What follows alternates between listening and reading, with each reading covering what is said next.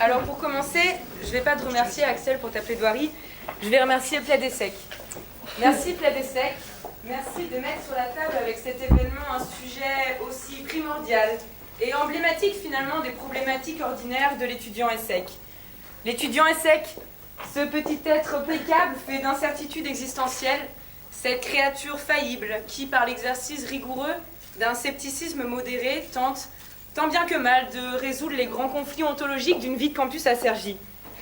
Sandwich du Foy sous Club Sésame, Pierre-Pont ou Triman, et finalement, je la baise ou je la baise pas. Et puisque c'est dans le thème de ce soir, prenons ce sujet à l'envers. Oui, retournons-le et prenons-le bien par sa contraposée. Si A implique non B, nous plaiderons ainsi que oui, parfois le premier soir. Mais parfois quoi? Parfois Scrabble? Parfois chez moi? Ou parfois 203?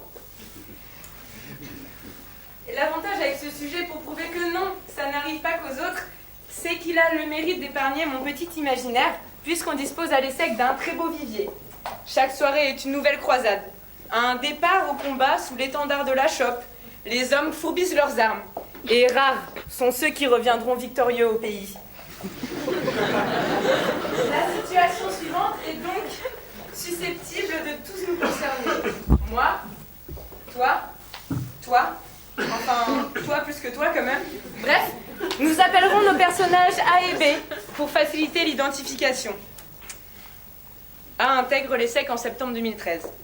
C'est un jeune garçon, bien comme il faut. Il est joueur, il a le poil soyeux, il est un peu national et un peu socialiste. Il a un papa et une maman, et comme on dit chez lui à Saint-Rémy, ça lui suffit. B est une jeune femme au physique volcanique, érotique, non écologique. Elle est aussi fraîche qu'une pinte du Foyce, elle est aussi élégante qu'une équation de macroéconomie, et elle est à peu près aussi chiante qu'un samedi après-midi de Way, sans alcool, en 4e année. Oui, Adrien Darotte, c'est à toi que je parle. En soirée, à rencontre B. Est-ce son physique très symétrique, moitié epsi, moitié cagole, ou bien les vapeurs enivrantes des gourdages chargés d'alcool, qui rendent pour la première fois sa solitude et sa détresse sexuelle de puceau tout juste sorti de Stanislas aussi intolérable au point qu'il se surprend à s'imaginer la plaquer contre le sol violemment sans même lui demander son prénom pour participer avec elle à un tour d'horizon culturel des pratiques sexuelles les plus intolérables et sexuellement dégradantes. A sourit à B. Il se rapproche et lui déclare avec ses mots bourrés de misogynie sous-jacente: ma douce, tu as embastillé mon cœur. Je m'engousse, je m'enivre, je m'enflamme, je t'emballe et je te ramène. Eût-elle dit oui, elle serait devenue la fille facile. Facile à voir, facile à vivre, facile à baiser et du même coup, de ce seul fait, si difficile à aimer. Or, stupre et tremblement, la bécasse sans consistance et sans saveur refuse simplement. Notre protagoniste, révoltée par l'attitude faussement pudibonde d'une jeune fille par ailleurs maquillée comme une drag queen en fin de service, s'exclame, l'œil vitreux et la bave aux lèvres: salope.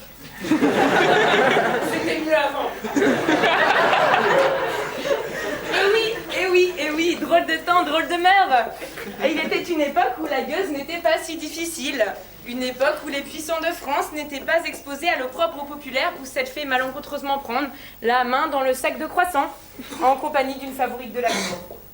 Une époque où les bâtards, fruits de braise et charnelle passion, couraient encore les rues et où l'homme modeste pouvait se vanter d'avoir semé ses gènes aux 6 coins de la France.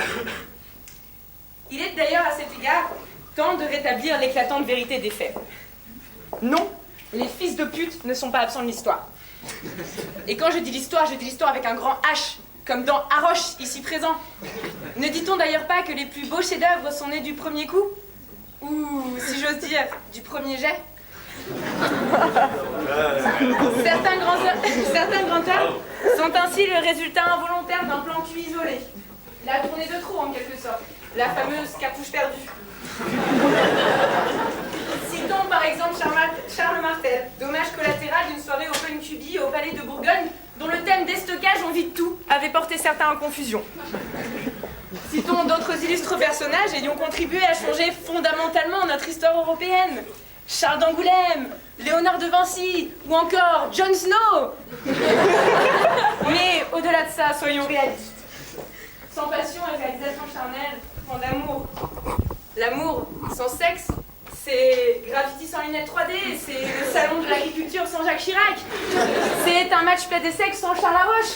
Bref, ça n'a pas de raison d'être. Oui, je sais, Alexis, il n'y en a que pour Charles ce soir, mais il fallait pas me demander ça hier soir, tu sais. Enfin, je suis bien sûr, mais quand même. Car si l'amour est une drogue douce, dont les transports naïfs sont semblables à des volutes de fumée venant troubler notre raison, c'est bien la passion charnelle qui en allume le feu et en entretient le brésier.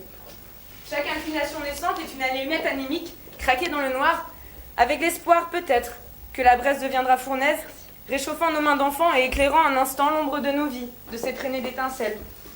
Renoncer catégoriquement à la tentation physique, donc, de la première rencontre, c'est se couvrir les yeux d'un voile de bienséance surannée. Car là où la vengeance est un plat qui se mange froid, l'amour est un plat tonique, au premier sens du terme. Platon lui-même était avant tout un homme. Il a lui aussi succombé au fervent appel des sirènes et plongé maintes fois son bonnet dans les tumultueux remous du fleuve Orgie, témoignant du fait que si les instincts sont propres à l'animal, l'homme n'en est pas dépourvu pour autant. On lui attribue d'ailleurs la citation suivante, extraite de son fameux ouvrage Tapis Moquette. Bien sûr que j'aime les femmes, je les baise sur du Mobb Deep 112. Et céder parfois au contraire, c'est proclamer la sensualité souveraine, la sexualité triomphante. C'est affirmer derrière Olympe de Gouges, Simone Veil et Zaya réunis que le féminisme est une composante essentielle du contrat social. Et à cet égard, l'un des piliers de notre République. Car c'est finalement au pied du lit qu'une femme voit l'homme au pied du mur. Et pour conclure, Axel, je m'adresserai donc à toi. Allez, viens, Axel. Allez, viens, installe-toi. Allez, mets-toi à l'aise. Sois pas timide, rapproche-toi. Je vais t'emmener loin. Faut jamais dire jamais.